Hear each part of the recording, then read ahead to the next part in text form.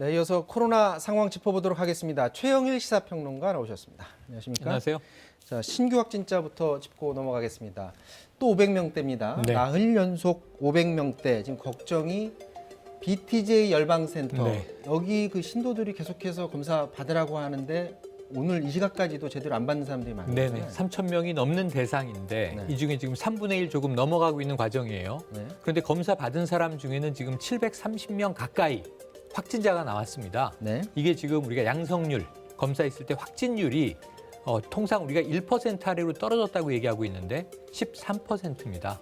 그리고 굉장히 높은 거죠. 신천지 대구교회 사태 때와 비슷해요. 그런데 여기서 그치는 게 아니라 거기 참여했던 사람 중에 확진자가 나올 뿐 아니라 가족과 지역사회 감염도 나오고 있기 때문에 이미 지금 이 타이밍을 놓치면서 2차, 3차 감염이 전파되고 있다. 이렇게 볼 수 있겠습니다.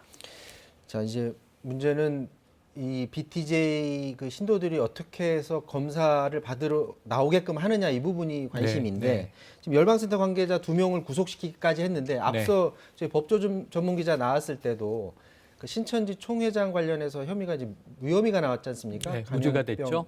예방법.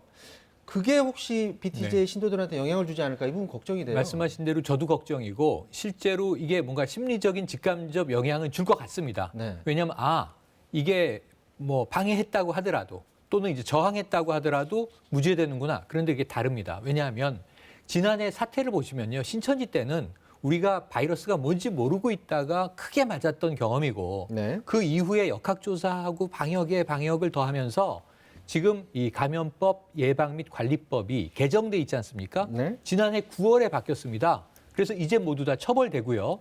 이만희 그 총회장 때는 이러한 처벌 기준이 없었고 굉장히 이제 처벌도 약했는데 이제는 새로운 법이 적용되기 때문에 BTJ 상황은 신천지 때와 다르다. 이렇게 말씀드릴 수 있습니다. 그래서 이제 신규 확진자가 1,000명대에서 500명대로 내려갔기 때문에 네. 많은 국민들이 거리두기 좀 완화하지 않을까라는 생각들도 있었는데 네. 저런 요소들, 그러니까 BTJ 열방센터 같은 곳에서 또다시 대규모 집단 감염이 일어나지 않을까라는 그런 잠재적인 네. 우려사항이 지금 있어요. 이런 것 때문에 곧 네. 그 거리두기 조정이라든지 이런 후속 그 발표가 있을 거라는데 거리두기 계속 유지할 것으로 지금 네, 주로 전망이 유지하는 되나요? 것으로 가닥이 잡혔습니다. 지금 내일 나옵니다. 네. 내일 중대본 회의에서 결정하면 발표가 날 텐데 네. 지금 두 가지 문제가 있어요. 말씀하신 대로 지금 500명대니까 1000명대보다는 낮아졌죠. 절반 정도. 네. 하지만 2차 대유행 때의 최고 정점이 441명인 걸 생각해 보면 네. 2차 정점보다 지금 우리가 더 높은 단계에 와 있는 거예요. 더 떨어뜨려야 돼요.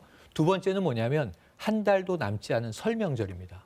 지금 이 상태로 500명대 가다가 설 명절 맞으면 1000명도 금방 증폭된다는 거죠. 네. 지금 많이 내려와야 되거든요. 지금 500명대면은 2.5단계가 맞습니다, 사실은. 800명에서 1000명은 이제 3단계고요. 네. 그 2단계로 내려오려면 300명대가 돼야 되거든요. 그러니까 지금 거리두기는 완화하지 않는다. 2.5단계 유지. 그리고 두 번째로는 우리가 좀 고강도 정책을 쓰고 있는 게 5인 이상 집합금지, 사적 모임의 경우입니다.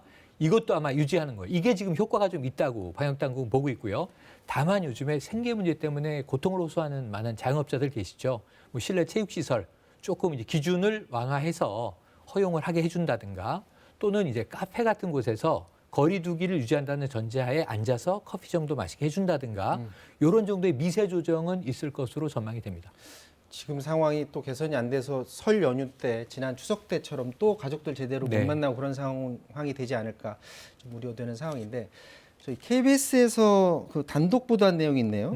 그 소상공인들한테 버팀목 자금을 주는데 네. 이게 받아야 될 사람들한테 안 가고 엉뚱한 사람들한테 이런 자금이 지원되는 게 지금 포착이 됐다죠. 이게 확인이 됐습니다. 하나하나 확인하니까 좀 특이하고 이상한 대목들이 나오더라고요. 네. 지금 사흘 동안 236만 명에게 3조 2천억 원을 쏜 겁니다. 네. 그래서 사실은 이제 2차 때 지급받은 사람은 자동으로 지급받았고요. 신규로 신청한 분들은 아직 못 받았거든요. 네. 그럼 지금 이게 3차 때만이 아니라 2차 때부터 문제가 있었을 가능성이 있어요.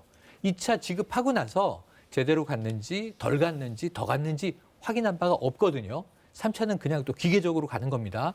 물론 자발적으로 신청한 사람에게 주는 겁니다만 그러면서 사후적 관리가 필요하고 KBS 보도 이후에 지금 당국에서도 앞으로는 이게 제대로 간 것인지를 모니터링하는 이 체제를 정비하겠다라고 이야기하고 있습니다. 자, 코로나 상황 이 정도로 정리하고요.